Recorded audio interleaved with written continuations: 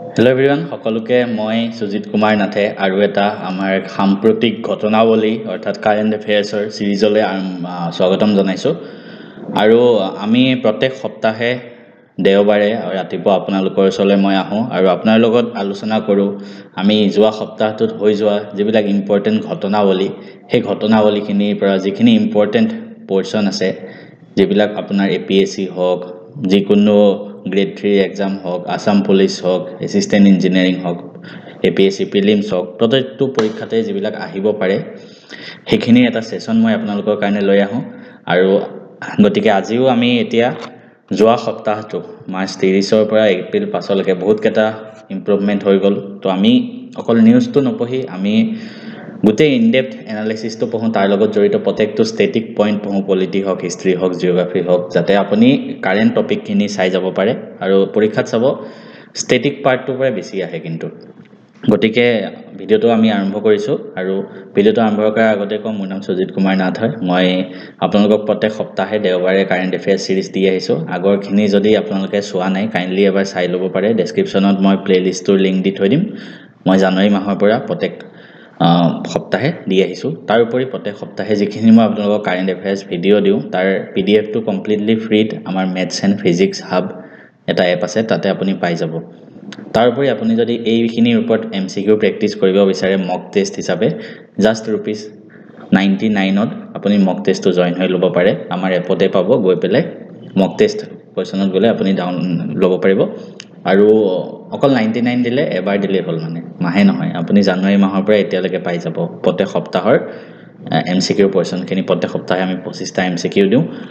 পৰীক্ষা দিয়া নিচিনাকৈ টাইমাৰ চলি থাকে তাত আপুনি এটেম্প কৰিব পাৰে এটা বেছি দেৰি নকৰি আহকচোন আৰম্ভ কৰোঁ প্ৰথম কথা মিয়ানমাৰৰ আৰ্থকুৱেক যোনটো হ'ল ভূমিকম্প মিয়ানমাৰত হয়তো সকলোৱে গম পাইছে এটা ভয়ানক ভূমিকম্প হৈছে মিয়ানমাৰ নিউজত আহিছে অট্টালিকা ভাঙি যোৱা আহিছে একদম তাৰ উপৰি থাইলেণ্ডতো তাৰ ইফেক্ট পৰিছে অসম বা উত্তৰ পূৰ্বাঞ্চলতো কিছু কিছু জায়গাত তাৰ এটা জুকাৰণি পৰিছিলে তো পোনপ্ৰথমে সেই যিটো ভয়ানক ভূমিকম্প হ'ল তাত আহত হোৱা বা নিহত হোৱা বা ক্ষতিগ্ৰস্ত হোৱা প্ৰত্যেকটো ঘৰ প্ৰত্যেকজন মানুহ প্ৰত্যেকটো পৰিয়াললৈকে প্ৰথমে মোৰ ফালৰ পৰা সমবেদনা জনালোঁ যিসকল আমাৰ মাজত নাই তেওঁলোকক যাতে ভগৱানে কুশলে ৰাখে যিসকলৰ ঘৰখন ক্ষতি হ'ল মানুহৰ ক্ষতি হ'ল তেওঁলোকৰ যি ক্ষতি হৈ গ'ল সেইখিনি যাতে অতি সোনকালে ভগৱানে তেওঁলোকৰ জীৱনটো আকৌ সুস্থিৰ অৱস্থালৈ ঘূৰাই আনে সেইখিনি মোৰ ফালৰ পৰা প্ৰাৰ্থনা জনাই আমি প্ৰথম নিউজটো আৰম্ভ কৰিছোঁ আৰ্থকুৱেক ৰিলেটেড তো আৰ্থকুৱেক বুলি কোৱাৰ লগে লগে কিছুমান ইম্পৰ্টেণ্ট টাৰ্মছ আপোনালোকে জানিব লাগে তো প্ৰথম আৰ্থকুৱেকনো হয় কি আৰ্থকুৱেক কিয় হয় আৰ্থকুৱেক হোৱাৰ মেইন কাৰণ এটা টাৰ্ম আপুনি মনত ৰাখিব টেকটনিক প্লেট পৃথিৱীখন যেতিয়া ঘূৰি থাকে ন পৃথিৱীখনটো ঘূৰি থাকে ঠিক আছে তো তাত পৃথিৱীত টেকটনিক প্লেট আছে ঠিক আছে টেকটনিক প্লেট বুলি কোৱা হয় তাৰ মুভমেন্টৰ ফলত কেতিয়াবা কি হয় প্লেট কেখন ফ্ৰিকশন হৈ যায় এখন টেকটনিক প্লেট ইয়াত আছে এখন ইয়াত আছে ভূপৃষ্ঠৰ তলত তাতে এই দুখন যদি ঘূৰি থাকে কেতিয়াবা লগ হৈ যায় ফ্ৰিকশন হৈ যায় তেতিয়া আৰ্থকুৱেক হয় মানে তো হেতু কাৰণে আৰ্থকুৱেক হয় বা কেতিয়াবা ভলকেনিক এক্টিভিটিৰ কাৰণেও আৰ্থকুৱেক হ'ব পাৰে কেতিয়াবা যদি ডাঙৰ ভলকেনৰ ইৰাপচন হয় তেতিয়াও আৰ্থকুৱেক হয় হেতু এৰিয়াত ঠিক আছে এতিয়া আৰ্থকুৱেকৰ লগত জড়িত আপুনি কিছুমান যদি ইম্পৰ্টেন্ট টাৰ্ম চাই প্ৰথমটো হ'ল ফোকাস একদম ইম্পৰ্টেন্ট কেইটা মই ৰাখিছোঁ ফোকাস বা হাইপোচেন্টাৰ মানে কি the point inside the earth where the earthquake originate deep beneath the surface মানে এখন ভূপৃষ্ঠ আছে ধৰক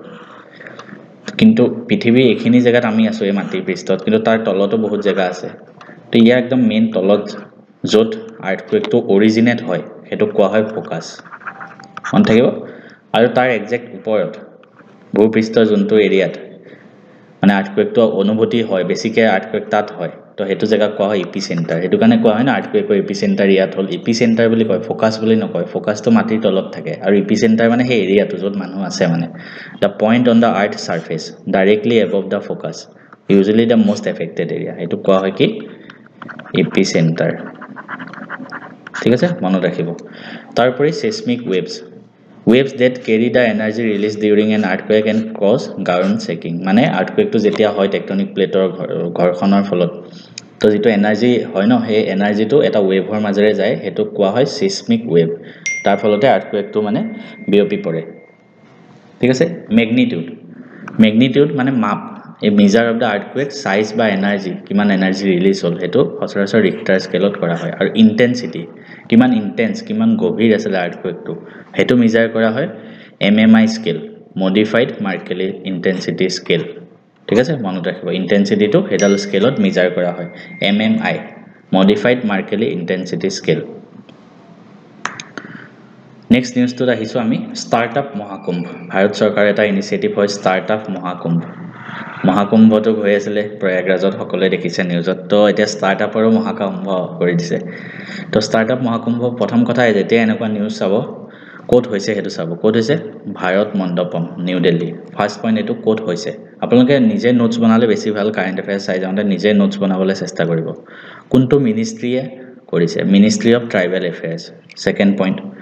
থাৰ্ড পইণ্ট কাৰ কাৰণে কৰিছে এটো কৰিছে এসটি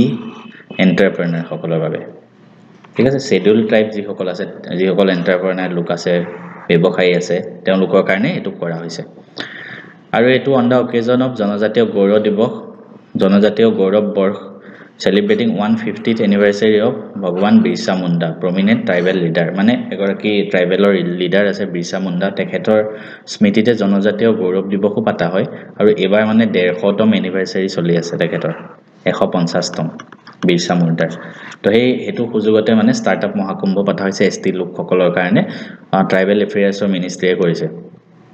তো জনজাতীয় গৌৰৱ দিৱস কোনদিনা পালন কৰা হয় হেকিতে আমি নিউজটো আহি গল ইম্পৰ্টেন্ট পইণ্ট আহি গল কোনদিনা 15 নৱেম্বৰ ঠিক আছে মনত ৰাখিব এটো পইণ্টটো মনত ৰাখি দিব দিৱস জনজাতীয় গৌৰৱ দিৱস 15 নৱেম্বৰ কাৰণ কিয় birth anniversary of Birsa Munda হয় তেখেতক as a god by tribal community হিচাপে মানে পালন কৰে তেওঁলোকে তো 15 নৱেম্বৰ কি পাতা হয় জনজাতীয় গৌৰৱ দিৱস নেক্সট এটা নিউজ আছে হেতু হল এটা আৰ্ট এণ্ড কালচাৰে হ'ব পাৰে ফেষ্টিভেলে কৰিব পাৰে যেটো টপিকৰ ওপৰতে হয় হেতু হল ঝাৰখণ্ডৰ এটা ফেষ্টিভেল আছে ঝাৰখণ্ডৰ এটা উৎসৱ সেই উৎসৱটোৰ বিষয়ে আমি আলোচনা কৰিম সেই উৎসৱটোৰ নাম হল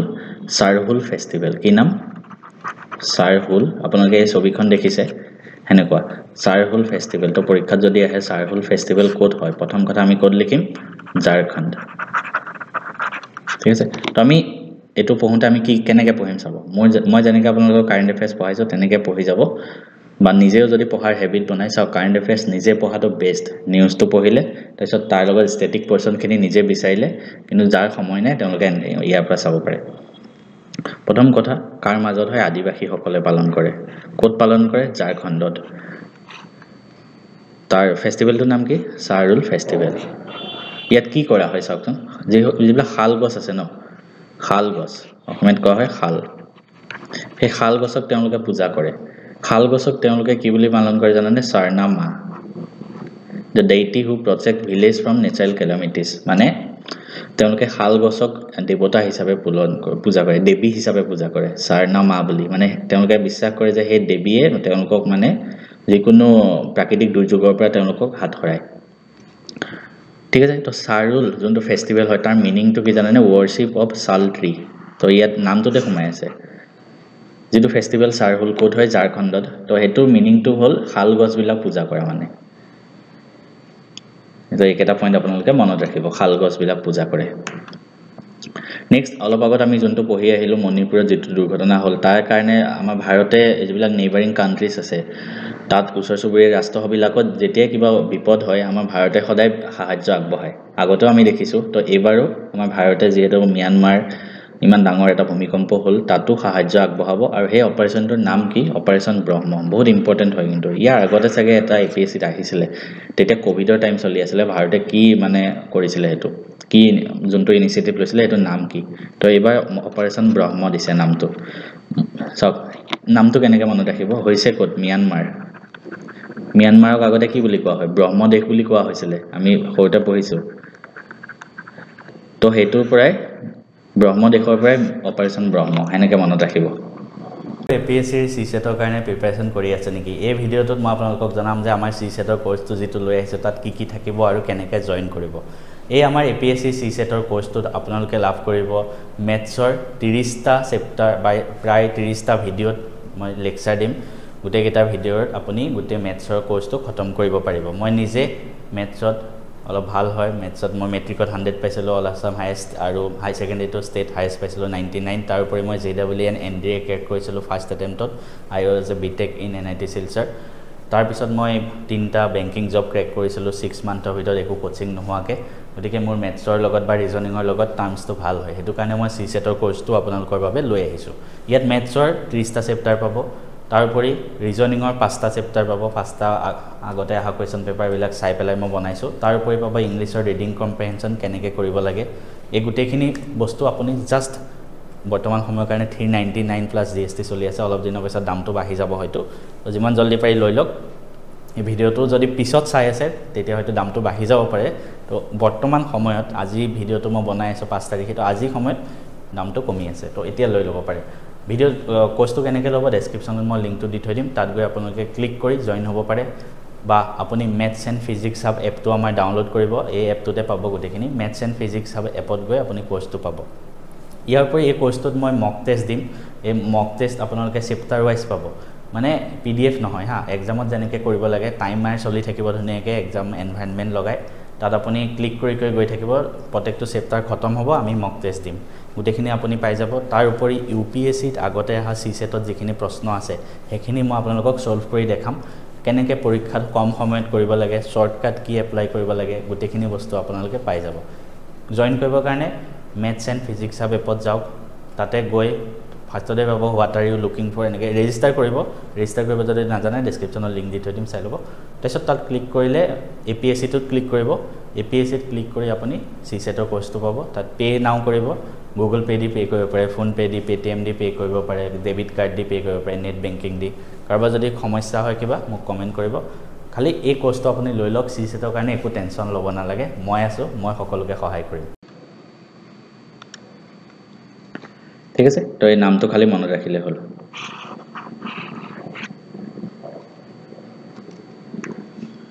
নেক্সট আৰু এটা আমি মিছনৰ বিষয়ে পঢ়িম হেতু হ'ল SpaceX কাৰ কোম্পানী হয় ইলন মাস্কৰ কোম্পানী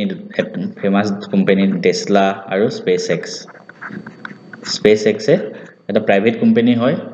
তেওঁলোকে মহাকাশৰ প্ৰতি বিভিন্ন ধৰণৰ মিছন পঠাই থাকে এটা SpaceX এটা নতুন মিছন লঞ্চ কৰিব গৈ আছে হেতু নাম হ'ল Frame 2 মিছন নামটো মনত ৰাখিব Frame 2 কি নাম Frame 2 প্ৰথম কথা নাম মনত ৰাখিব Frame 2 তাৰ পিছত ই কি কৰিব ইয়াৰ কাম কি মিছনটো এনেইটো ওপৰত পঠাই নিদিয়ে ন কিবা এটা কাম কৰিব হয় চন্দ্ৰৰ প্ৰতি কিবা গৱেষণা কৰিব নহলে বেলেগ গ্ৰহ গৱেষণা কৰিব এটা কৰিব কি This mission will take astronauts directly over Earth's polar region পৃথিৱীৰ যি মেৰু অঞ্চল আছে polar region তাত astronautsক লৈ যাব মহাকাশচাৰীত মেৰু অঞ্চললৈ লৈ যাব আৰু ইয়াৰ গোল কি হ'ব কি উদ্দেশ্য লৈ এটো আগবাঢ়িব প্ৰথম উদ্দেশ্য হ'ব X-ray imaging in space capturing the first ever X-ray image of astronaut in space to study the effect of মানে স্পেস মানে কি মই বুজাই দিছো এজন ৰিসেন্টলি সুনিতা উইলিয়ামছ মহাকাশৰ পৰা ঘূৰি আহিছে কিন্তু বহুতে কৈছে যে তেওঁৰ কিবা বোন ডেনসিটি কমি গৈছে বা তেনেকুৱা বহুত কিবা বেমাৰৰ পিছত হ'ব পাৰে তো হেতু কাৰণে এবাৰ ইহঁতে কি কৰিব মানে যেতিয়া এজন এষ্ট্ৰনট ওপৰত থাকে স্পেসত তেওঁলোকে এক্স-ৰে ইমেজ চাব মানে এই মিছনটোত যিবিলাক এষ্ট্ৰনট ইয়াত যাব ওপৰলৈ মহাকাশত তেওঁলোক মহাকাশত থকা সময়ত তেওঁলোকৰ শৰীৰটোত কেনেকুৱা হৈ থাকে তাৰ কাৰণে এক্স-ৰে কৰিব মানে তো ফাৰ্স্ট এভাৰ এক্স-ৰে ইমেজ হ'ব যেতিয়া এষ্ট্ৰনটজন স্পেসত থাকে তাৰ উপৰি কি মানে পৃথিৱী মানুহ কিমান আগৰ কথা ভাবি আছে ভাবকচোন মাশৰুম কাল্টিভেশ্যন কৰিবৰ কাৰণে ভাবিব ওপৰত গৈ মাশৰুম খেতি কৰিব পাৰি নেকি ইন মাইক্ৰোগ্ৰেভিটি ঠিক আছে ইন স্পেস তো আমাৰ যেতিয়া চন্দ্ৰ অভিযান হওক বা মাৰ্চ মঙ্গল গ্ৰহ অভিযান হয় তাত মাশৰুম কাল্টিভেশ্যন কৰিব পাৰি নেকি হেতু চাব তো মানুহে কিমান আগৰ কথা ভাবে সব আমেৰিকাৰ SpaceX নাম স্পেসত মাশৰুম কাল্টিভেশ্যনৰ কাৰণে ভাবি আছে মাশৰুম খেতি কৰিবৰ কাৰণে ভাবি আছে স্পেসত আৰু আমাৰ মানুহে ফেসবুকত লাগি আছে এতিয়াও যেতি সৰু কথাত studying space phenomena investigating strong thermal emission velocity enhancement STEV এটা মিস্টেৰিয়াছ কি হয় atmospheric light phenomenon observed over Earth's polar region মানে আৰ্টছৰ পৃথিৱীৰ মেৰু অঞ্চলত কিছুমান লাইটৰ কিবা ফেনোমেনন দেখা পোৱা গৈছিল যাক ষ্টেভ বুলি কোৱা হয় হেতুৰ বিষয়ে অবজাৰ্ভ কৰিব তো একেটা এইটো মিছনৰ মেইন উদ্দেশ্য হয় মিছনটোৰ নাম কি Frame 2 কোনে আনিছে SpaceX কোম্পানী ঠিক আছে আমি নেক্সট আৰু এটা এক্সাৰসাইজৰ বিষয়ে পঢ়িম হেতু হল এক্সাৰসাইজ ইনিওকস 25 তো এক্সাৰসাইজ যিমান আহে মই কৈছিল এক্সট্ৰাকে লিষ্ট বনাই যাব তো ইয়াত আৰু এটা লিষ্ট এড কৰি দিওক ইণ্ডিয়ান এয়াৰ ফোৰ্স পাৰ্টিসিপেট কৰিছে এক্সাৰসাইজ এটো কাৰ কোড হৈছে ফাৰ্স্ট এটো সব it is a biennial multinational air exercise hosted by code hosted হৈছে হেলেনিক এয়াৰ ফোৰ্স গ্ৰীচত ঠিক আছে আমি আৰু এটা ৰিপৰ্ট এটা দেখাই আছো আপোনালোকক এটো ৰিপৰ্ট কি estimated reserve of crude oil in India তো এটো কি ৰিপৰ্ট হয়নো ৰিপৰ্টটো হয় national statistic office NSO release কৰিছে যেহেতু NSO এটা আমাৰ দেশৰ চৰকাৰী অৰ্গানাইজেচন হয় গতিকে এটো ইম্পৰ্টেন্ট ৰিপৰ্ট হৈ যায় ৰিপৰ্টটোৰ নাম কি এনাৰ্জি ষ্টেটিষ্টিক ইণ্ডিয়া ঠিক আছে তো পৰীক্ষাত যদি আহে ৰিপৰ্টটো কোনে পাবলিশ কৰিছে কি ৰিপৰ্ট এনাৰ্জি ষ্টেটিষ্টিক্স ইণ্ডিয়া 2025 ঠিক আছে তো ইয়াত কি ৰিপৰ্টত ফাইন্ডিং হল আপোনালোকে পঢ়ি লব PDF টোত গৈ ধুনিয়াকৈ আপোনালোকে গুটেখিনি পাই যাব প্ৰিলিমছ পাৰ্সপেক্টিভৰ কাৰণে ডাটাখিনি ইম্পৰ্টেন্ট নহয় মেইনছত আপোনালোকে ইউজ কৰিব পাৰে তাৰপিছত আৰু এখন নতুন বিল বহুত কেখন বিলৰ কথা আমি এই ভিডিওটোতে ডিসকাস কৰিম আগলৈ চাই থাকিব ইণ্ডিয়া পোৰ্টছ বিল পোৰ্ট মানে যি জাহাজৰ লগত জড়িত হয় মই যদি এখিতে কওঁ আমাৰ দেশৰ পোৰ্ট এণ্ড শিপিং মিনিষ্টাৰ কোন হয় কেন্দ্ৰীয় মিনিষ্টাৰ তেখেত হল আমাৰ অসমৰ সন্তান আমাৰ প্ৰাক্তন মুখ্যমন্ত্ৰী সৰ্বানন্দ সোণোৱাল ছাৰ তো ৰিসেন্টলি ইণ্ডিয়ান পোৰ্টছ বিল বুলি এটা ইন্ট্ৰোডিউস কৰা হৈছে লোকসভাত এই বিলটোত কি হ'ব জানেনে আগৰ জন্তু ইণ্ডিয়ান পোৰ্টছ এক্ট আছিল 1908 চনৰ হেতু ৰিপ্লেস কৰিবলৈ চেষ্টা কৰিব মানে এমেন্ড কৰিব ঠিক আছে এমেন্ড কৰিব কিছুমান সংশোধনী তাত কৰিব কি আছে মানে ইণ্ডিয়ান পোৰ্টছ বিলত কি আছে কক আমি চাও প্ৰথম কথা এপ্লিকেবিলিটি কোড এপ্লিকেবল হ'ব এটো এপ্লাই হ'ব গুটেই এক্সিস্টিং বা নিউ যিমান পোৰ্ট খুলিব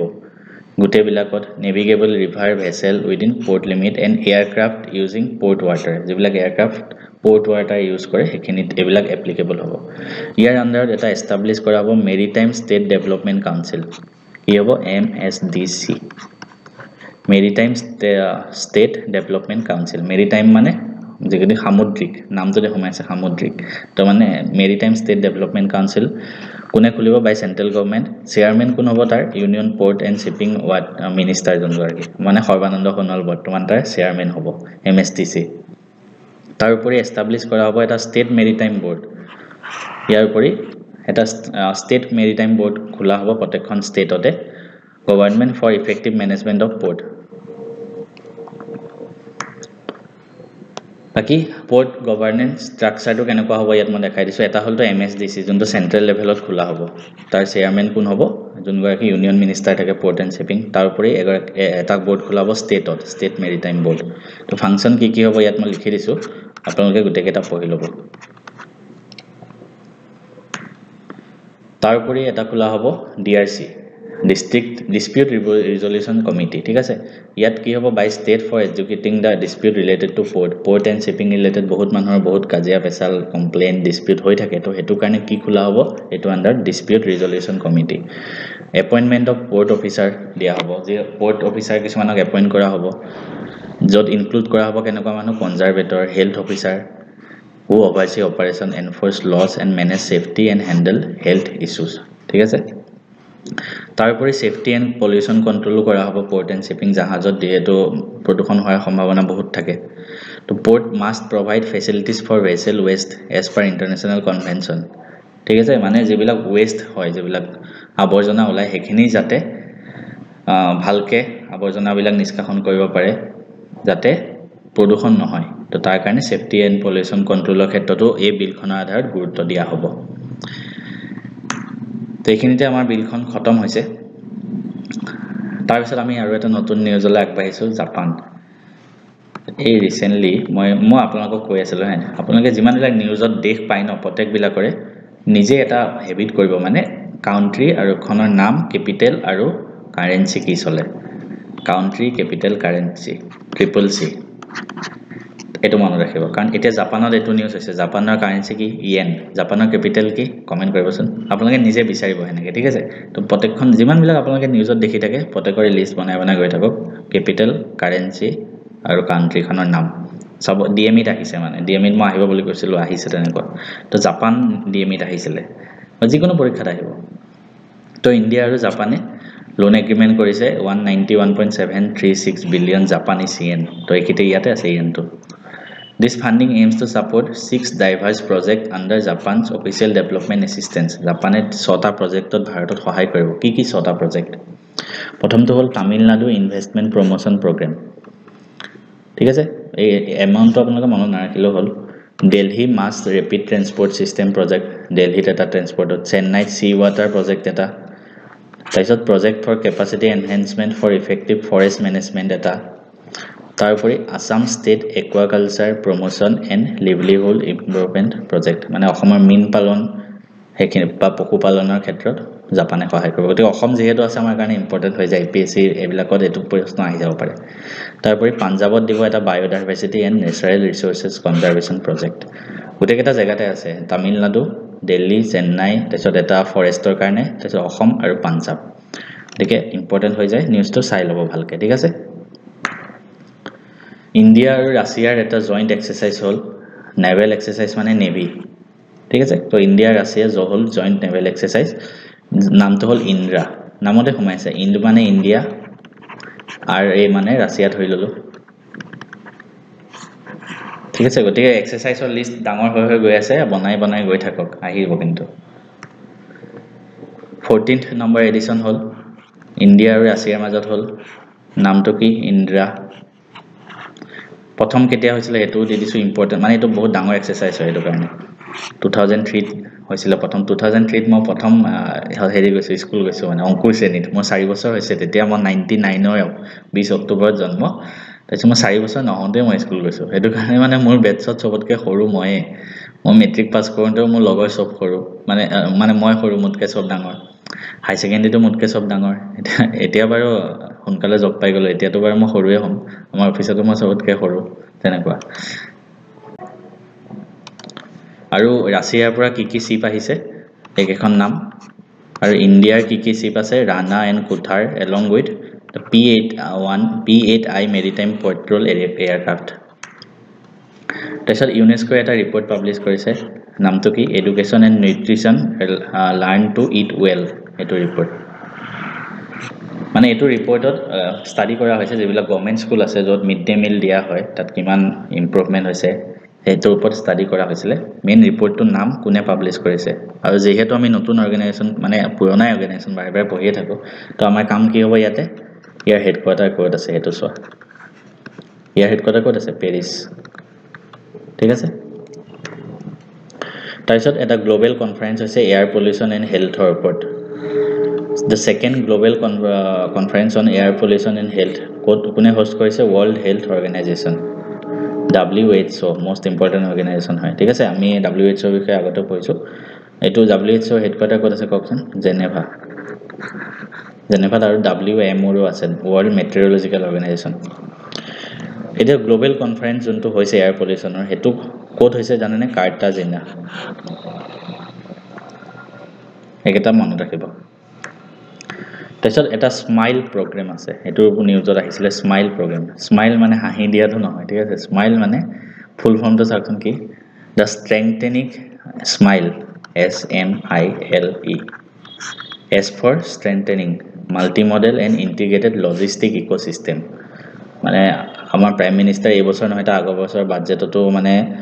কৈছিল PM গতি শক্তি স্কিম আছিল লজিষ্টিক সাপোৰ্টৰ কাৰণে PM গতি শক্তি স্কিম আনিছিল যাতে ভাৰতত যিবিলাক ইনফ্ৰাষ্ট্ৰাকচাৰ ডেভেলপমেন্ট হয় লজিষ্টিক সাপোৰ্ট হেকিনিত যাতে সহায় কৰিব পাৰে তো স্মাইল প্ৰগ্ৰামো এটা তেনেকুৱাই হয় তাই আন্ডাৰৰে এটা প্ল্যান হয় স্মাইল প্ৰগ্ৰাম নামটো ফুল ফৰ্মটো চাব আৰু স্মাইল প্ৰগ্ৰাম ফান্ড কোনে দিছে আমাৰ ভাৰতক এছিয়ান ডেভেলপমেন্ট বেংকে ফান্ড দিছে এটো মনত ৰাখিব ঠিক আছে আপোনালোকৰ কাম হল এছিয়ান ডেভেলপমেন্ট বেংক হেডকোৱাৰ্টাৰ ক'ত আছে চাব আৰু মোক কমেন্ট কৰিব এবাৰ যেনেকৈ এনেকৈ কমেন্ট কৰিব ADB HQ কি হয় হেডকোৱাৰ্টাৰ তাৰপিছত আৰু এটা নিউজত আহিছে electronics component manufacturing scheme electronic component যিবিলাক বনোৱা হয় তাৰ কাৰণে এটা স্কিম আনিছে তাত ফান্ডিং দিয়া হৈছে ₹22,919 crore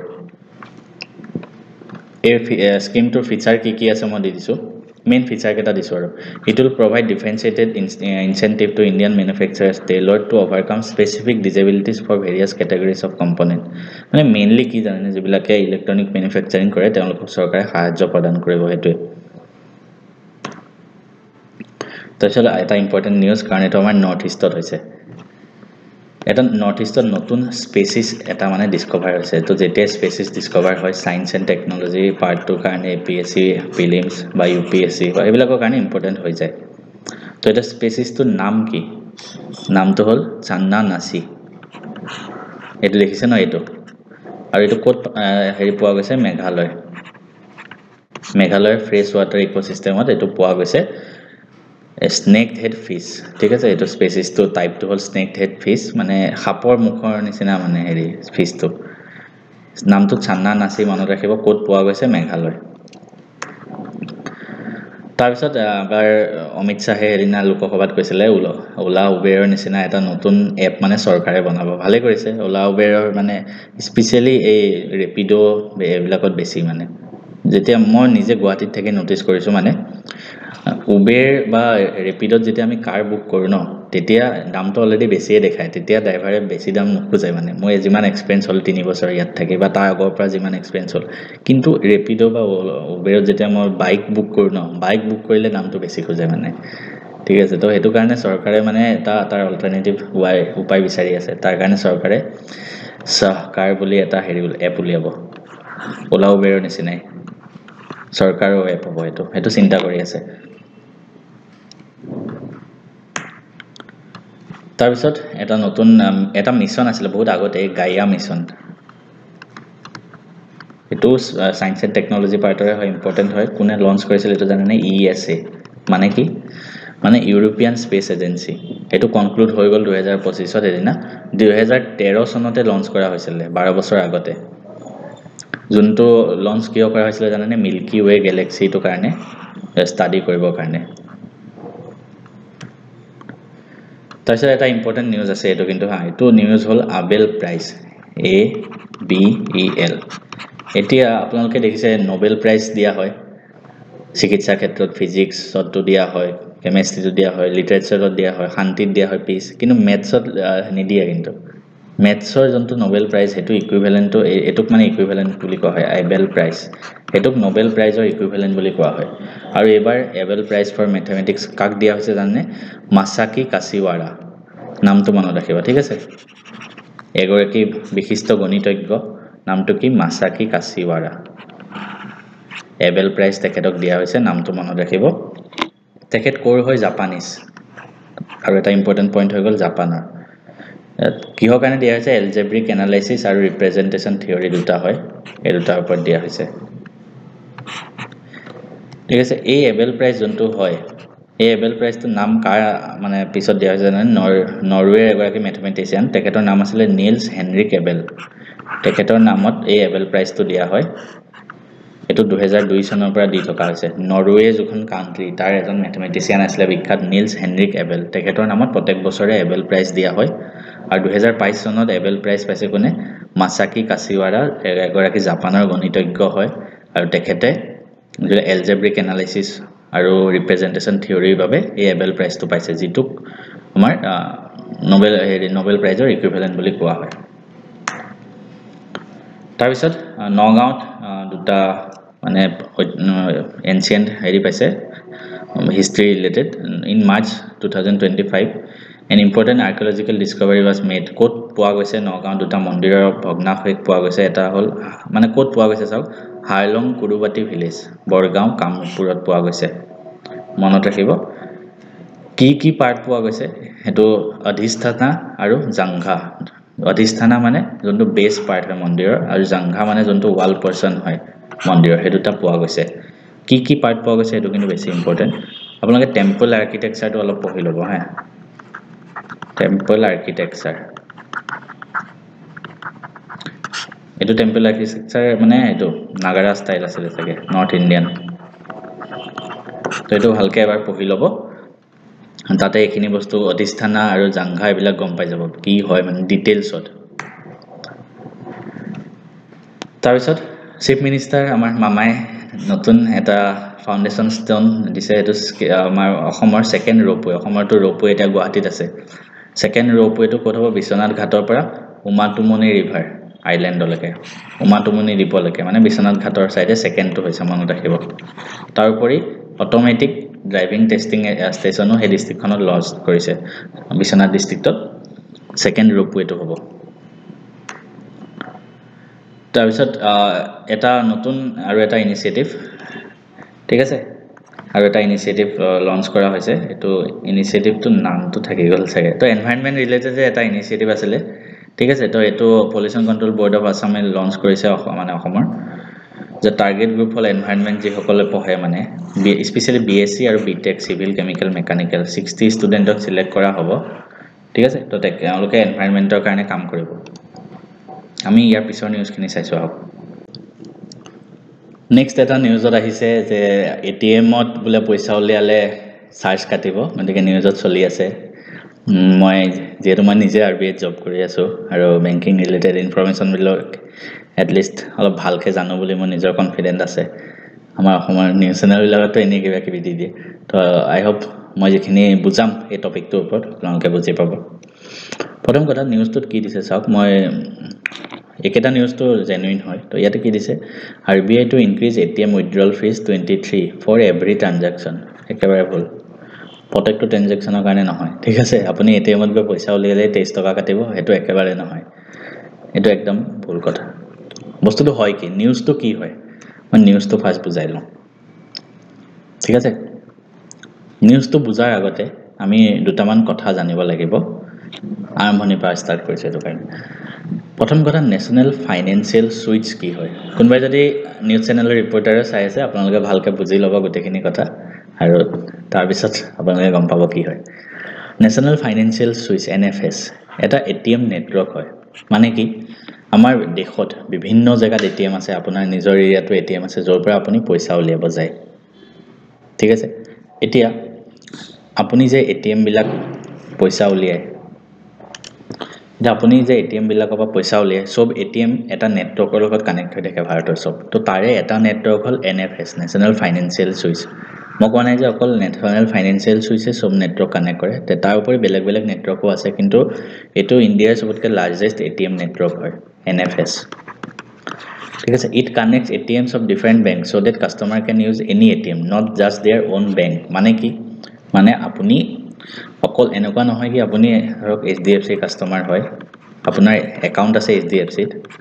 এনেকুৱা নহয় কি আপুনি এটিএম অকল এইচডিএফসিৰ হে ইউজ কৰিব পাৰিব এনেকুৱা নহয় আপুনি যিকোনো বেংকৰ আপুনি এসবিআই বেংকৰ এটিএমটো পইচা উলিয়াই আনিব পাৰে আপোনাৰ এইচডিএফসি বেংকৰ কাৰ্ডখন দি পেলাই তো এই বস্তুটো কিহৰ কাৰণে পসিবল হয় এটো পসিবল হয় এনএফএসৰ কাৰণে আৰু এটো এনএফএস যোনটো হয় এটো অপাৰেট কৰে এনপিসিআই যাৰ ফুল ফৰ্মটো হল National Payment Corporation of India এটো এস্টাবলিশ কৰিছিল আৰবিআই তো আলটিমেটলি সব ৰেগুলেট আৰবিআই কৰে আৰু এটো আৰবিআই এটা এনপিসিআই বুলি বডি বনাই দিছিলে যাৰ কাম আছিল ভাৰতত ডিজিটেল পেমেন্ট বিলাক অলপ বেছিকে মানে ইমপ্ৰুভ কৰা তো এনপিসিআই প্ৰডাক্টে হয় ইউপিআই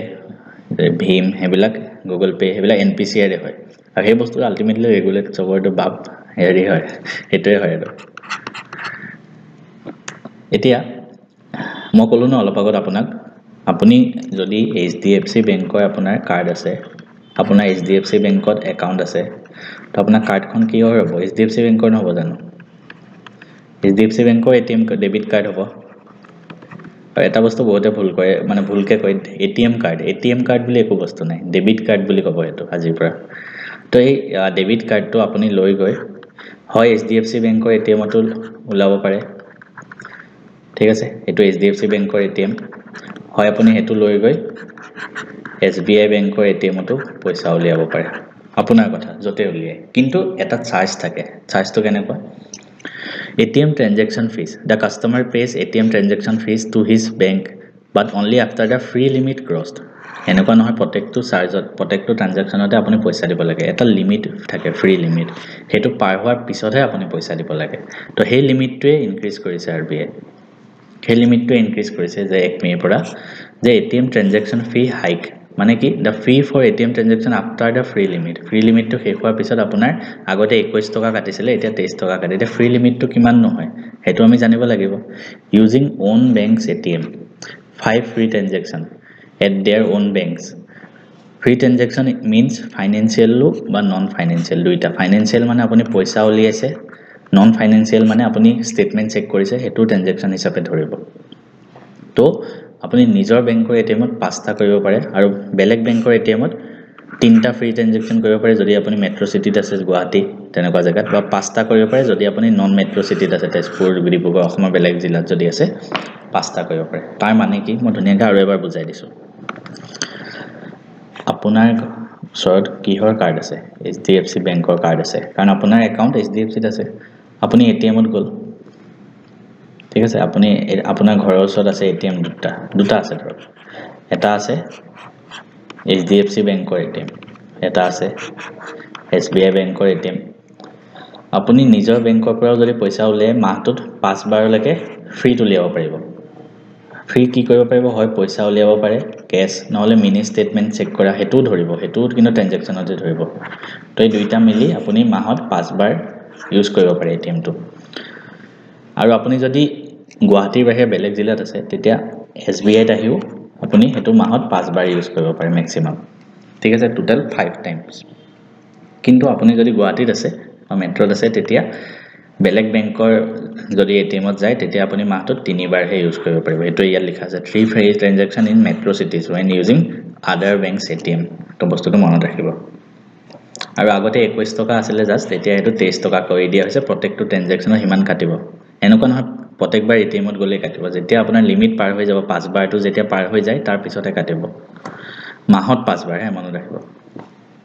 এটিএমত আৰু এটা ফিস থাকে এটিএম ইন্টাৰচেঞ্জ ফিস এটো আপুনি দিব নালাগে এটো চিন্তা নকৰিব it is the amount one bank page to the another bank when a customer uses an ATM that does not belongs to the bank এটো বেংকে নিদিয়ে বেংকে বেংকক দিয়ে মানে কি কথাটো মই বুজাই দিছো এখন স্লাইডতে আপুনি ধৰক HDFC কাৰ্ডখন লৈ গৈ আপুনি SBI পৰা পইচা উলিয়ালে তো SBI পৰা পইচা উলিয়ালে তো তাৰ কাৰণে আপুনি HDFC বেংকৰ কাৰ্ড ইউজ কৰিলে গতিকে HDFC SBI এটা ফিস দিব লাগে কাৰণ হিহঁতৰ কাস্টমাৰে গৈ তাৰ কাস্টমাৰ তাৰ এটিএমত ইউজ কৰিছে ন হেতু কোৱা হয় এটিএম ইন্টাৰচেঞ্জ ফিস আই হোপ অলপ বুজি পাইছে আপোনালোকে তাৰ পিছত আটাইতকৈ ট্ৰেন্ডিং বস্তুটো ষ্টুডিও ঘিবলি ইমান মানে ফটো দি আছে সবে মই বনাইছো আৰু এনেকুৱা নহয় মই বনোৱা নাই মইও বনাইছো মই কিন্তু এআই কিন্তু কিছুমান ভাল হেৰিও আছে দেই মানে এদিনা মই বনাই আছিলো ষ্টুডিও ঘিবলি আৰ্ট মোৰ এংগেজমেন্টৰ ফটোখন মানে মই এখন ফটো আছিল মোৰ দেউতা মোৰ ওয়াইফ আৰু মোৰ তিনটা মিলি এখন ফটো আছিল তাৰপিছতে ChatGPTত গৈ দিলো মোৰ মাৰ ফটোখন দি দিলো মই দিলো যে আই লষ্ট হাৰ ইন 2020 সো মই তেখেতক মিস কৰিলো আপোনালোকে মানে এখন ফটো বনাই দিব পাৰিব নেকি আমাৰ তিনজনটো আছো দেউতা মই আৰু ওয়াইফ তাৰ লগতে মাক এড কৰি মানে তেতিয়া এংগেজমেন্টৰ ফটোখন কমপ্লিট হৈ যাব ChatGPTয়ে কিন্তু বনাই দিলে হেতু মানে এটা good side of the AI but যি কি নহওক এই জন্তু ঘিবলি আৰ্ট হয় এটো আসলতে কি হয় আমি হেতু বিষয়ে পঢ়ুৱাকচোন ট্ৰেন্ডি টপিক হয় গতিকে আমি জানাটো দৰকাৰ আসলতে কি হয় অকল পৰীক্ষাৰ পাৰ্সপেক্টিভৰ পৰাই নহয় সবে জানাটো দৰকাৰ ওপেন এআই জন্তু কোম্পানী হয় ChatGPT 4o তেওঁলোকে এলাউ কৰিছিল ষ্টুডিও ঘিবলি ষ্টাইল ইলাস্ট্ৰেচন বনাৱাৰ তো ঘিবলি বস্তুটো হয় কি ওয়াৰ্ড জন্তু হয় ঘিবলি ওয়াৰ্ড এটো এটা ষ্টুডিও ঘিবলি লগত ৰিলেটেড হয় এটা আৰ্ট ওয়াৰ্ক হয় এটো legendary Japanese animation studio Ghibli studio হয় জাপানিজ হয় মনত ৰাখিব known for its breathtaking hand-drawn animation, emotional storytelling, আৰু এনেকুৱা নহয় মানে কি অকল হেতু ষ্টুডিওৰ মাজতে সীমাবদ্ধ সিহঁতে বনোৱা বহুত ফিল্মে কিন্তু মানে অস্কাৰ এৱাৰ্ডও পাইছে এনিমেশন মুভিত ক্যাটাগৰীত মানে অস্কাৰ এৱাৰ্ডও পাইছে ষ্টুডিও ঘিবলি কিমান চনত প্ৰতিষ্ঠা কৰা হৈছিল 1985 চনত তিনজন আৰ্টিস্টে কৰিছিল জাপানিজ আৰ্টিস্ট কোন আছিল হায়াও মিয়াজাকি এখেতৰ নাম বেছিকে লোৱা হয় নামটো মনত ৰাখিব হায়াও মিয়াজাকি ইসাও তাকাহাটা আৰু তোশিও সুজুকি তিনজন নাম ষ্টুডিও ঘিবলি ফাউণ্ড কৰিছিল মনত ৰাখিব 1985 ত জাপানত এটো ইয়াৰ উপৰিও ঘিবলি আৰ্টৰ ওপৰত এটা মিউজিয়ামো আছে ক'ত আছে জানেনে মিটাকা জাপানৰ মিটাকা বুলি এটা জেগাত যিবিলাক ষ্টুডিও কৰা হয় ঘিবলিত যিবিলাক আৰ্ট বনোৱা হয় এইবিলাকৰ কিন্তু এটা ষ্টুডিও হেৰি মিউজিয়ামো আছে তাৰপৰি মই ক'লো ন ফিল্ম কিছুমান আছিল জনে বটা পাইছিল এখন আছিল স্পিৰিটেড এৱে 2001 ত ৰিলিজ হোৱা first non English film to win the Academy Award মানে অস্কাৰ বঁটাৰ ফৰ বেষ্ট এনিমেটেড ফিচাৰ দেখত ফাৰ্ষ্ট আছিল মানে ফাৰ্ষ্ট নন ইংলিছ ফিল্ম জনে পাইছিল জাপানিজত বনোৱা হৈছিল নেক্সট এখন আছিল দা বয় এণ্ড দা হিৰ'ন এখনেও বঁটা পাইছিল Academy Award for best animated feature দুখন আছে চাওক এটা অস্কাৰ বঁটা পোৱা এনিমেটেড ফিচাৰ ফিল্মত Spirited Away and the boy and the hero নাম দুখন কিন্তু মনত ৰাখিব ঠিক আছে আৰু ষ্টুডিঅ' ঘিবলি সেই আৰ্টৱৰ্ক যিটো ষ্টুডিঅ' সিহঁতে বনোৱা প্ৰথমখন চিনেমাৰ নাম কি যদি আহে কেতিয়াবা এইটো মনত ৰাখিব Laputa the castle in the sky 1986 1985 ষ্টুডিঅ'টো ফাউণ্ড হৈছিলে 1986 প্ৰথমখন মুভি আছিলে এইটো নামটো তো এইকেইটা মস্তু মনত ৰাখিব ৰ'ব এইকেইটা আপোনালোকক এটা ইম্পৰ্টেণ্ট আপডেট দি থওঁ এটা ভাল খবৰ আমাৰ মেথছ এণ্ড ফিজিক্স হাব এপত আপোনালোকে লাভ কৰিব কাৰেণ্ট এফেয়াৰ্ছৰ MCQ মক টেষ্ট এই গোটেই মক টেষ্টটো জাষ্ট আপোনালোকে 99 ৰুপিজ দি একবাৰ জইন হ'লেই হ'ল মাহত একো ফিজ দিব নালাগে আৰু ইয়াত কি বস্তু থাকিব জানেনে মই গোটেই সপ্তাহটোত যিবিলাক ইম্পৰ্টেণ্ট কাৰেণ্ট এফেয়াৰ্ছ হয় সেইখিনি আমি অলৰেডি ভিডিঅ' আকাৰে ইউটিউবত আমাৰ আসাম জব হাব চেনেলত মই প্ৰত্যেক দেওবাৰে ৰাতিপুৱা 10 বজাত আপোনালোকক প্ৰভাইড কৰি আহিছোঁ আৰু তাৰ PDF-টিও মই আপোনালোকক ধুনীয়াকৈ ফ্ৰীতে প্ৰভাইড কৰি আহিছোঁ আৰু মই যিমানবিলাক এনালাইজ কৰি পঢ়াই আছোঁ কাৰণ মই নিজে যিহেতু 3টা জব ক্ৰেক কৰিছিলোঁ তাকো একো কোচিং নোহোৱাকৈ 3টা চেণ্ট্ৰেল জব গতিকে মই আপোনালোকক আইডিয়া দি আছোঁ কেনেকৈ আপোনালোকেও প্ৰিপেৰেশ্যন কৰিব লাগে কিন্তু সেই প্ৰিপেৰেশ্যন কৰি থাকিলেই নহ'ব পঢ়ি থাকিলেইতো নহ'ব প্ৰেক্টিচ কৰিলেহে আপোনালোকে নিজে এক্সপাৰ্ট বনিব পাৰিব মই নিজেও মক টেষ্ট ছল্ভ কৰিছিলোঁ আৰু ময়ো সেইটো কাৰণে আপোনালোকৰ বাবে লৈ আহিছোঁ প্ৰত্যেক সপ্তাহৰ MCQ যিমানবিলাক হয় মানে কাৰেণ্ট এফেয়াৰ্ছ যিমানবিলাক হয় তাৰ 25টা MCQ আমি ছল্ভ কৰোঁ সেইখিনি আপোনালোকে আমাৰ মেথছ এণ্ড ফিজিক্স হাব এপটো ডাউনলোড কৰি তাতে কোৰ্ছত গৈ পেলাই মক টেষ্ট কাৰেণ্ট এফেয়াৰ্ছ মক টেষ্ট পাব তাতে আপোনালোকে জাষ্ট 99 ৰুপিজ দি জইন হৈ ল'লে হ'ল এবাৰ জইন হৈ ল'লে আপোনালোকে গোটেইখিনি এক্সেছ লাভ কৰিব জানুৱাৰী মাহৰ পৰা সাপ্তাহিক মক টেষ্ট আমাৰ চলি আহিছে তাত এক্সাম দিয়া নিচিনাকৈ আপুনি দিব পাৰিব ওপৰত টাইমাৰ চলি থাকিব নিৰ্দিষ্ট সময়ত আপুনি ছাবমিট কৰিব পাৰে আৰু এবাৰে নহয় বাৰে বাৰে ছাবমিট কৰিব পাৰে অকল এনচাৰ নাথাকে তাৰ ওপৰত ডিটেইল টপিকটো আপুনি লিখা পাই যাব তো বেছি দেৰি নকৰি জইন কৰি লওক সব এক্সামৰ কাৰণে ইম্পৰ্টেণ্ট হয় যি এক্সামে নাহক য'তে যি কে নাহক তাৰ কাৰণে এইবিলাক কিন্তু ইম্পৰ্টেণ্ট হয় সময় থাকোঁতে জইন কৰি লওক ইয়াৰ কিন্তু দাম সোনকালে বাঢ়ি যাব পাৰে বেছি দেৰি নকৰি মেথছ এণ্ড ফিজিক্স হাবত গৈ পেলাই আপোনালোকে এই মক টেষ্ট চিৰিজটো জইন হওক মই গেৰেণ্টি দিছোঁ ইয়াৰ পৰা কিন্তু প্ৰত্যেকটো এক্সামতে বহুত কুৱেশ্যন আহিব মই আপোনালোকৰ লগত আছোঁ আমাৰ আসাম জব হাব চেনেলটো আছে মই আপোনালোকৰ কাৰণে কষ্ট কৰিব ৰেডি আছোঁ জইন হোৱাত কিবা দিগদাৰ হ'লে কমেণ্ট কৰিব ইয়াৰ পিছত আৰু এটা ইম্পৰ্টেণ্ট নিউজ সেইটো এটা মন্দিৰৰ ৰিলেটেড হয়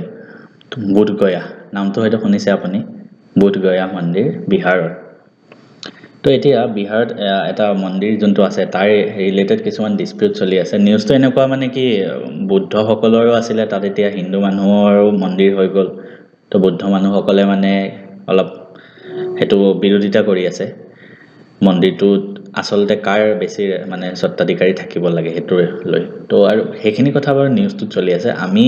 পৰীক্ষাৰ কাৰণে কি জানিব লাগে কওকচোন নিউজ যেতিয়া আমি নিউজটো পঢ়োঁ তাৰ হিষ্ট্ৰী কি আছিলে পলিটি কি জড়িত হৈ আছে এক্ট কি আছে সেইখিনি আমি পঢ়োঁ জিঅ'গ্ৰাফি কি আছে তো প্ৰথম কথা মহাবোধি শ্ৰাইন ডিস্পিউট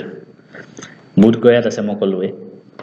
ঠিক আছে তো আমি হিষ্ট্ৰীটোত অলপ যদি পৌৰাণিক যুগলৈ ঘূৰি যাওঁ Bodhgaya while meditating under the Bodhi tree ইয়াত বুদ্ধি গছ কিছুমান আছিলে তাতে প্ৰিন্স সিদ্ধাৰ্থ তেখেতে বুদ্ধ মানে এতিয়া চাওক বুদ্ধ ধৰ্মৰ যোন প্ৰতিষ্ঠাপক বুদ্ধদেৱ তেখেতে প্ৰিন্স আগতে সিদ্ধাৰ্থ নাম আছিলে তো ইয়াত তেওঁলোকে বিশ্বাস কৰে যে এই বুদ্ধি গছডালৰ তলতে তেখেতে মানে প্ৰিন্স সিদ্ধাৰ্থৰ পৰা বুদ্ধ হৈছিলে 589 BC তাৰপিছত যদি আমি মন্দিৰ কেতিয়া বনাইছিলে প্ৰথম যেতিয়া ৰজা আছিলে অশোক ৰজা তেখেতে বুধগয়াত এটা মন্দিৰ বনাইছিলে 3rd চেঞ্চুৰীতে এইটো ঠিক আছে সেই বুধগয়াত যেতিয়া মন্দিৰটো বনালে সেইটো বুদ্ধিষ্ট ৰিলিজিয়াছ চেণ্টাৰ হিচাপে বনাইছিলে কিন্তু পাল বংশলৈকে ঠিক আছে পাল বংশ প্ৰতিষ্ঠা হোৱা লাগে সেইটো মানে বুদ্ধসকলৰ উপাসনা কৰা জেগা আছিলে অশোক ৰজাই বনাইছিলে প্ৰথম তাৰোপৰি এই মহাবোধি যোনটো টেম্পল আছে সেইটো ইউনেস্কোয়ে ৱৰ্ল্ড হেৰিটেজ সাইট টেগো দিছিলে 2002 চনত ইম্পৰ্টেণ্ট মনত ৰাখিব আমাৰ যদি অসমত ইউনেস্কো ৱৰ্ল্ড হেৰিটেজ সাইট কেইটা আছে মই বাৰে বাৰে কৈ থাকোঁ কি আছে কাজিৰঙা তাৰপিছত মানস নেশ্যনেল পাৰ্ক আৰু ৰিসেন্টলি কি হৈছে চৰাইদেউ মিউজিয়াম মৈদাম তাৰ পিছত কি হ'ল তেতিয়ালৈকেতো বুদ্ধসকলৰে আছিলে সেইটো তাৰ পিছত এদিন কি হ'ল হিন্দু এগৰাকী সন্যাসী আহিলে নামটো আছিলে মহান ঘমণ্ডিগিৰি 1590 খ্ৰীষ্টাব্দ মানত তেতিয়া মানে গয়াত আহিলে বিহাৰৰ আৰু তেখেতে তাতে সাইডতে বুদ্ধ গয়া মঠ বুলি এটা হিন্দু মনেষ্ট্ৰি খুলি দিলে নামটো আছিলে বুদ্ধ গয়া মঠ কাৰণ আমি এতিয়া হিন্দুসকলে কিন্তু মানে বুদ্ধ ধৰ্মটো যে বুদ্ধক মানে ভগৱান কৃষ্ণ বিষ্ণুৰ মানে নৱতম অৱতাৰ বুলি ভাবে সেইটো কাৰণে তেওঁ মানে এই হিন্দু মন্দিৰটো তাতে খুলিছিল নামটো আছিল বুদ্ধ গয়া মঠ কোনে খুলিছিল মহন্ত ঘমণ্ডীগিৰি তো তেতিয়াৰ পৰা মানে ডিসপিউট আৰম্ভ হৈ গ'ল কাৰণ সাইডত মন্দিৰো হৈ গ'ল ইফালে বুদ্ধসকলে আগৰ পৰাই তাত পূজা অৰ্চনা কৰি আহিছে তো তেতিয়াৰ পৰা ডিসপিউট আৰম্ভ হৈ গ'ল হিন্দু আৰু বুদ্ধৰ মাজত যে মহাবোধি টেম্পলটো আচলতে কোনে আসল সত্তাধিকাৰী হ'ব লাগে তাৰ হেবিলাক হোৱাৰ পিছতে ভাৰত স্বাধীন হোৱাৰ পিছতে 1949 চনত বুদ্ধগয়া টেম্পল এক্ট আহিলে হেতুৱে কি ক'লে যে এই একখনে আনটা মেম্বাৰ থকা এটা কমিটি বনাই দিলে 8 মেম্বাৰ্স আৰু তেওঁলোকে ক'লে যে 8 মেম্বাৰ্সৰ 4 জন থাকিব হিন্দু এই কমিটিটোৱে চোৱাচিতা কৰিব বুলি 4 জন থাকিব বুদ্ধ ঠিক আছে তো সমানে সমানে ভাগ কৰি দিলে হেঁতে চোৱাচিতা কৰিবলৈ ইকুৱেল ডিস্ট্ৰিবিউশন কিন্তু এটা কথা লিখি দিলে যে যোনজন ডিস্ট্ৰিক্ট মেজিষ্ট্ৰেট হ'ব ডিএম ডিস্ট্ৰিক্ট মেজিষ্ট্ৰেট তেখেত চেয়াৰপাৰসন বনাই দিব তেখেত চেয়াৰপাৰসন হ'ব ঠিক আছে তো চেয়াৰপাৰসন জন নৰমালি হিন্দুৱে হয় মানে তেতিয়া কাৰণ ডিএম জন বেছিভাগ হিন্দুৱে হোৱা হ'ল তেখেত তেওঁলোকে এটো কাৰণে মানে কি হ'ল বুদ্ধিষ্ট যিবিলাক অৰ্গানাইজেচন হয় তেওঁলোকে ফুল কন্ট্ৰোল ওভাৰ দা টেম্পল কৰি আছে মানে ফুল কন্ট্ৰোলটো লাগে কাৰণ 4 জন ডিভাইড কৰি দিলে ঠিকই কিন্তু যোনজন চেয়াৰপাৰসন হয় তেওঁ মানে হিন্দু হৈ থাকে তো হেতু কাৰণে এই কাজিয়াটো হৈ আছে এতিয়া এখিনি আসলে আপোনালোকে যদি অলপ ভাল পাইছে কন্টেন্ট বিলাক এবাৰ কমেন্ট কৰি দিবচোন আমি নেক্সট নিউজটো আগবাঢ়িছো ইয়াৰ পিছত আকৌ এটা এক্সাৰসাইজ আহি গ'ল যিমান এক্সাৰসাইজ পাই যাব আমি তো আৰু এটা এক্সাৰসাইজ আহি গ'ল টাইগাৰ ট্ৰিডম 2025 কাৰ মাজত হৈছে আকৌ আমি চাম trilateral tri service humanitarian assistant disaster relief HCDR exercise হয় ইণ্ডিয়া আৰু ইউএছৰ মাজত হৈছে তো প্ৰথম কথা টাইগাৰ ট্ৰিডম কাৰ মাজত হৈছে ইণ্ডিয়া আৰু ইউএছ ট্ৰাই সাৰ্ভিস মানে Indian army navy air force তিনটা মাজত হৈছে কোড হৈছে ইষ্টাৰ্ণ সীবোৰ্ড তো একেটা আমি এক্সাৰসাইজ কেনেকৈ পঢ়ো আপোনালোকে দেখিয়ে আছে এনেকৈ পঢ়িব তাৰপিছত এটা ৰিপৰ্ট পাবলিছ কৰা হৈছে ৰিসেন্টলি ট্ৰেড ওৱাচ কোৱাৰ্টাৰলি যেহেতু এটো নীতি আয়োগে পাবলিছ কৰিছে গতিকে ইম্পৰ্টেন্ট হৈ যায় নীতি আয়োগ এটা আমাৰ ভাৰতৰ গভৰ্ণমেণ্ট অৰ্গানাইজেচন ঠিক আছে ৰিপৰ্টটোৰ নাম কি ট্ৰেড ওৱাচ কোৱাৰ্টাৰলি কি হাইলাইটস কি আছে ৰিপৰ্টটোত India ranks among the top 10 global exporter with 4% share in global trade মানে এক্সপোৰ্ট আৰু ইম্পোৰ্ট মানে কি ইম্পোৰ্ট মানে বাহিৰৰ বস্তু আমাৰ ভাৰতলৈ আনা এক্সপোৰ্ট মানে ভাৰতৰ বস্তু বাহিৰলৈ পঠোৱা যে যিমান এক্সপোৰ্ট বাঢ়িব আমাৰ কান্ট্ৰি ইকোনমি কিমান বাঢ়িব আমি কিমান বস্তু বেচিব পাৰিছো বাহিৰত তো ৰিপৰ্টটো কৈছে যে ভাৰত টপ 10 এক্সপোৰ্টাৰত আহি গৈছে 4% শেয়াৰ আছে India is the 6th largest textile exporter in 2023 India গোটে পৃথিৱীৰ ভিতৰত 6th লাৰ্জেষ্ট টেক্সটাইল এক্সপোৰ্টাৰ টেক্সটাইল বস্তু বাহিৰত পঠাইছে India's leading export market USA লগত আছে UAE লগত আছে আৰু Netherland lead countries for Indian import ভাৰতে সবতকৈ বেছি ক'ৰ পৰা আনিছে চাইনা UAE আৰু ৰাছিয়াৰ পৰা আনিছে ঠিক আছে আমি যদি একিতে নীতি আয়োগৰ বিষয়ে পঢ়ো তো নীতি আয়োগৰ বিষয়ে আমি জানিব লাগিব নীতি আয়োগৰ ফুল ফৰ্মটো হ'ল National Institution for Transforming India আগতে কি আছিল ভাৰতত প্লেনিং কমিশন বুলি আছিল ঠিক আছে প্লেনিং কমিশন হেতুৱে মানে 2015 ৰ 1 জানুৱাৰী দিনা বনাই দিলে নীতি আয়োগৰ দুটামান বস্তু জানিব প্ৰথম চেয়াৰপাৰসন সদায় দেশৰ প্ৰাইম মিনিষ্টাৰ মানে আমাৰ মোদী সাহেব ভাইস চেয়াৰপাৰসনক প্ৰাইম মিনিষ্টাৰ এপইন্ট কৰে আৰু মোস্ট ইম্পৰ্টেন্টলি CEO নীতি আয়োগৰ CEO হয় BVR সুব্ৰমণ্যম বৰ্তমান চেঞ্জ হৈ থাকে বৰ্তমান CEO নামটো মনত ৰাখিব BVR সুব্ৰমণ্যম আমি নেক্সট নিউজত যাওঁ সহায়ক পোৰ্টেল কি হয় মই স্পিডত কৈ দিছো আপোনালোকক কথাটো ইলন মাস্ক ঠিক আছে এতিয়া ৰিসেন্টলি মানে কি হ'ল যে X যোনটো কোম্পানী আছে X আগতে যোনটো টুইটাৰ আছিল ঠিক আছে এই টুইটাৰ কোম্পানীটোৱে মানে হেৰি কোৰ্টত গৈছে এটো কয় যে ভাৰত চৰকাৰে এই যোনখন সহায়ক পোৰ্টেল আছে হেতু মানে মিসলিডিং কৰি আছে মানে মিসৰিপ্ৰেজেন্টেটিং কৰি আছে এটো মানে ফায়দা উঠাই আছে বুলি কৈছে ভাৰত চৰকাৰে তো এটা সহায়ক পোৰ্টেল নো হয় কি তো মানে কি হ'ল ভাৰত চৰকাৰে X যোনটো টুইটাৰৰ কিছুমান পোষ্ট ডিলিট কৰি দিলে তো এটো কি হয় যে run by the ministry of home affairs with support from information technology ministry এটোৱে কি কৰে জানেনে automatically take down content from social media platform and other intermediate from kuntu section under section 79(3)(b) of the IT Act 2000 2079(3)(b) হেতুৰ আন্ডাৰত খোলা হৈছিল সহযোগ portal সহযোগ পোৰ্টেলে মানে কিছুমান যদি সোশ্যাল মিডিয়াত এনেকুৱা কিছুমান ইনফৰমেশন শেয়াৰ কৰা হয় যিবিলাক চৰকাৰে যদি ভাবে হেখিনি দিব নালাগে তেওঁলোকে ডিলিট কৰি দিব পাৰে লগতে আৰু এটো সেকশনৰ আন্ডাৰত আহা হৈছিল IT Act 2000 এই সেকশনটো কি কৈছে যে allows the government or its agencies to require intermediate like X যেনে social media to take down access to the content that is unlawful after being duly notify কৰিব তাৰপিছত বন্ধ কৰি দিব পাৰে মানে সেই পোষ্ট বিলাক নেক্সট এটা গ্ৰীণ ক্ৰেডিট প্ৰগ্ৰাম ভালকে চাব এটো এনভাইৰনমেন্ট মিনিষ্ট্ৰীয়ে 2023 ত লঞ্চ কৰিছিল নিউজত আছে গতিকে হেতু কাৰণে দিছো মানে গ্ৰীণ ক্ৰেডিট নামতে সোমাইছে এনভাইৰনমেন্টৰ কাৰণে হ'ব এটো কিহৰ আন্ডাৰত আনা হৈছিল এনভাইৰনমেন্ট প্ৰটেকচন এক্ট 1986 চনৰ আন্ডাৰত আনা হৈছিল কোনখন আইনৰ অধীনত হেতু আহে পৰীক্ষাত আৰু ভাৰতৰ কোনটো ইনিচিয়েটিভৰ আন্ডাৰত lifestyle for environment mission life হেতু ইনিচিয়েটিভৰ আন্ডাৰত আনা হৈছিল নেক্সট আছে এটা ভাইব কোডিং নো কি হয় মই বুজাই দিছো আপোনালোকক কোডিং বস্তুটো কি কোডিং মানে এটা বহুত টান কাম হয় আমি যেতিয়া মই NIT ত আছিলো তেতিয়া বহুত কোডিং শিকিছিলো মই C জানো C++ জানো জাভা জানো পাইথন তো মই পাহৰিছো তাৰপৰি মই ওয়েব ডেভেলপমেন্ট জানো ওয়েব ডেভেলপমেন্টত HTML পঢ়িছিলো CSS কৰিছিলো তাৰপিছত SQL এইখিনি বস্তু মই কৰিছিলো টেকনিক কাৰণে বহুত নলেজ লাগে 4 বছৰ বহুত পঢ়িছো কিন্তু এতিয়া মানে কি হল AI আহি যোৱাৰ লগে লগে কোডিং তো মানে আৰ্টিফিশিয়াল ইন্টেলিজেন্সে কৰি দিয়ে ChatGPT ত মাৰি দিলে হল কিবা এটা কোড বনাই দিয়ক বুলি কিবা এটা এপৰ কাৰণে এটো কোড বনাই দিয়ে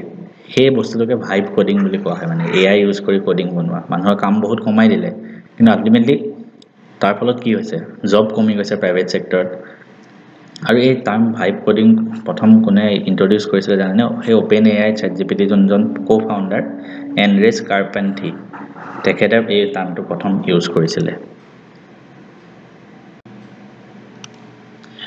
তাৰপিছত অসম চৰকাৰৰ এটা প্ৰগ্ৰাম লাখপতি বাইদেউ এটো মই বাজেট সেশনত পঢ়ুৱাই আছে গতিকে আকৌ এবাৰ নপঢ়া আপোনালোকে PDF টোত চাই ল'ব জোৱিন পোৰ্টেল কি হয় এটো JOOWIN India faces a critical health challenge with rabies and snake bite fatalities তো তাৰ কাৰণে জোৱিন নামৰ এটা প্লেটফৰ্ম ভাৰত চৰকাৰে লঞ্চ কৰিছে এন্টি ৰেবিস ভ্যাকচিন বা হাপে খুটা এবিলাকৰ কাৰণে মানে প্লেটফৰ্মটো হয় তাৰপিছত ৰিসেন্টলি এটা ভাল খবৰ আমাৰ অসমৰ কাৰণে অসমীয়া গহনাই GI টেগ লাভ কৰিছে GI মানে জিওগ্ৰাফিক্যাল ইন্ডিকেশন টেগ তাৰ মানে এটো এটা ইন্ডিকেশন হৈ গল যে এটো কপিৰাইট আহি যাব এটো বস্তু বেলেগে ইউজ কৰিব নোৱাৰে গুটে পৃথিৱীত তাৰ এটা মানে সিম্বল থাকিব চিন থাকিব এনেকুৱা নহয় কি অসমৰ পৰা অকল গহনাই পাইছে আগতেও বহুতখিনি GI টেগ আছে ঠিক আছে আৰু একেটা ৰিসেন্টলি পোৱা GI টেগ হয় এনেকুৱা নহয় কি এই লিষ্টখনত থাকা কেটাহে আছে ঠিক আছে ইয়াতকৈ বহুত GI টেগ আছে মই খালি ৰিসেন্টলি পোৱা কেটা কৈছো জুদিমা জন্তু ৰাইস আছিল চকুৱা ৰাইস কাজি নেমু অসমৰ GI টেগ পাইছিল কাজি নেমুক আমাৰ ৰাষ্ট্ৰীয় ফল হিচাপে ঘোষণা কৰিছিল চাউল জহা ৰাইস তেজপুৰৰ লিচু আমাৰ তেজপুৰৰ ফেমাস কাৰ্বি আংলঙৰ জিঞ্জাৰ মুগা সিল্ক এবিলাক নেক্সট এটা বহুত ডিবেটেড টপিক একেদিন লোকসভা ৰাজ্যসভাত এবিলাকে চলি আছে নিউজত বাৰে বাৰে আহি আছে আটাইতকৈ ডিবেটেড টপিকটো এটো উইকৰ ওয়াকফ প্ৰপাৰ্টি WAQF মোৰ উচ্চাৰণটো ভুল হ'ব পাৰে ওয়াকফ প্ৰপাৰ্টিটো এটো মুসলিম সকলৰ মাজত মানে বহুত প্ৰচলিত হয় ওয়াকফ এক্ট তে কিমান চনৰ এক্ট আছিল মই লিখি আছো অলপ পিছত তো এটা এক্ট আছে সেই এক্টত কিছুমান এমেন্ডমেন্ট কৰিব বিচাৰি আছে ভাৰত চৰকাৰে ওয়াকফ এক্ট তো আমি প্ৰথম এক্টটো বিষয়ে জানাৰ আগতে জানি লওঁচোন ওয়াকফ প্ৰপাৰ্টিটো কি হয় ওয়াকফ প্ৰপাৰ্টি মানে এনেকুৱা হয় যদি এতিয়া ধৰক বহুত ধনী মানুহ আছে কিয়ন্তক নিজৰ লগত বহুত মাটি বাৰী আছে তো মুসলিম যিসকল মানুহ আছে তেওঁলোকে কিছুমান এৰিয়া দান কৰি দিয়ে ঠিক আছে donated by Muslim for specific religious charitable or private purpose তেওঁলোকে দান কৰি দিয়ে ভগৱান আল্লাহৰ উপাসনাৰ কাৰণে দান কৰি দিয়ে চেৰিটেবল হিচাপেও দান কৰি দিয়ে আৰু এটো কোৱা হয় যে ওনাৰশিপ অফ যিবিলাক প্ৰপাৰ্টি দান কৰে হেবিলাকৰ ওনাৰশিপ আল্লাহৰ ওচৰত থাকে বুলি তেওঁলোকে বিশ্বাস কৰে ঠিক আছে তো ওয়াকফ প্ৰপাৰ্টি হেতু বস্তু হয় মানে কিছুমান মাটি এৰিয়া থাকে হেখিনি দান কৰি দিয়ে আল্লাহৰ নামত আলটিমেটলি হেতুৱে কথা আৰু এটা কথা মনত ৰাখিব এবাৰ দান কৰি দিয়াৰ পিছত it cannot be reclaimed or altered by the donor যোনে দান কৰি দিয়ে 10 বছৰৰ পিছত বোলে ক'লে মোক পইচা দৰকাৰ হয় এই মাটিটো মই বেচো কিন্তু হেটো অলৰেডি ওয়াকফ প্ৰপাৰ্টি হিচাপে দান কৰি দিলে ই আকৌ ঘূৰাই ল'ব নোৱাৰে কিন্তু মাটিটো তো এই যিখিনি প্ৰপাৰ্টি এখিনি চোৱাচিতা কৰিবৰ কাৰণে এখন বোৰ্ড আছে এখনৰ নাম হল ওয়াকফ বোৰ্ড তো ওয়াকফ বোৰ্ডে কি কৰে এটা legal entity capable of legal হয় কিন্তু একুৱাৰিং হোল্ডিং এণ্ড ট্ৰান্সফাৰিং প্ৰপাৰ্টি ইহঁতে চোৱাচিতা কৰে আৰু it can sue and be sued in court তো যাব পাৰে কিবা ডিসপিউট হলে ঠিক আছে আৰু যদি কিবা ডিসপিউট হয় ওয়াকফ ট্ৰিবিউনাল বিলাক থাকে মুসলিম সকলৰ তেওঁলোকে তাৰ ডিসপিউট বিলাক ৰিজল্যুশন কৰে আৰু ওয়াকফ বোৰ্ডে কি কৰে ওয়াকফ প্ৰপাৰ্টি বিলাক এডমিনিষ্ট্ৰেচন চাই recover কৰে lost property and sanctions the transfer of immovable Waqf property through sale gift mortgage exchange or lease ঠিক আছে আৰু ইয়াত কাৰণে কি হ'ব লাগে at least 2/3 মানুহে board memberে approve দিব লাগে এতিয়া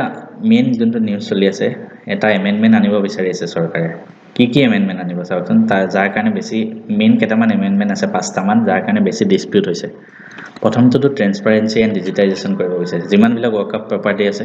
কৈছে যে 6 মাহৰ ভিতৰত সব ৰেজিষ্টাৰ কৰিব লাগে aims to digitize all the Waqf property record to prevent encroachment and illegal transaction কাৰণ বহুত ইলিগেল কামতো এইবিলাক বস্তু ইউজ হয় গতিকে হেতু কাৰণে ডিজিটাইজেশ্যন কৰিব বিচাৰিছে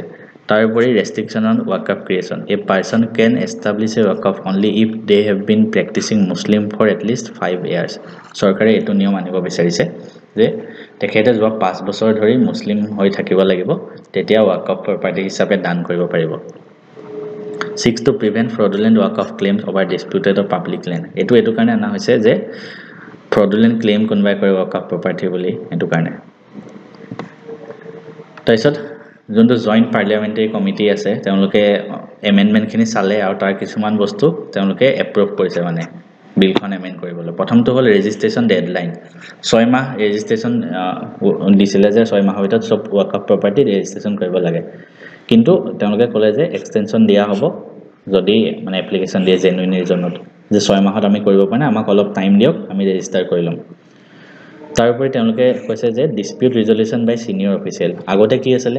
মই আমাৰ এটো আগৰ স্লাইডত কম ওয়াকফ ট্ৰিবিউনাল আছিল ডিসপিউট ৰিজল্যুশন যোনটো মুসলিম সকলৰে আছিল মানুহ তাতে কিবা ডিসপিউট হলে তাত যায়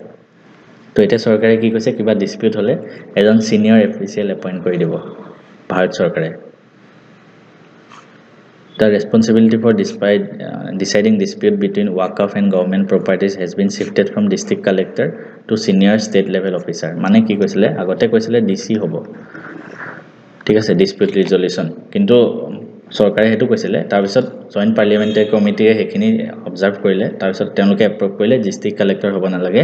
এজন সিনিয়ৰ ষ্টেট লেভেল অফিচাৰ হলে হ'ল এটোৰ ওপৰতো কিন্তু বহুত মানে হেৰি হৈছে মানুহৰ ডিসপিউট হৈছে কাৰণ আগতে ওয়াকফ প্ৰপাৰ্টি বোৰ্ড ট্ৰিবিউনাল তো মুসলিম সকলৰ আছিল এতিয়া যেহেতু নন মুসলিম মানুহ হৈ যাব এটো কাৰণে ডিসপিউট হৈছে mandatory expert on Waqf tribunals will now include a member with knowledge of Muslim law and jurisprudence ঠিক আছে এখিনি আছিল আমাৰ নিউজ তো এটো আমাৰ most probably last news Reserve Bank of India নতুন ডেপুটি গভৰ্ণৰ কাক নিযুক্ত কৰা হৈছে পুনম গুপ্তা নামটো মনত ৰাখিব এখেত নামটো কি পুনম গুপ্তা RBI এগৰাকী গভৰ্ণৰ থাকে 4 গৰাকী ডেপুটি গভৰ্ণৰ থাকে তো গভৰ্ণৰ গৰাকীও ৰিসেন্টলি হৈছিল তেখেতৰ নাম সঞ্জয় মলহোত্ৰা আৰু ডেপুটি গভৰ্ণৰ এতিয়া বৰ্তমান কোন হ'ল পুনম গুপ্তা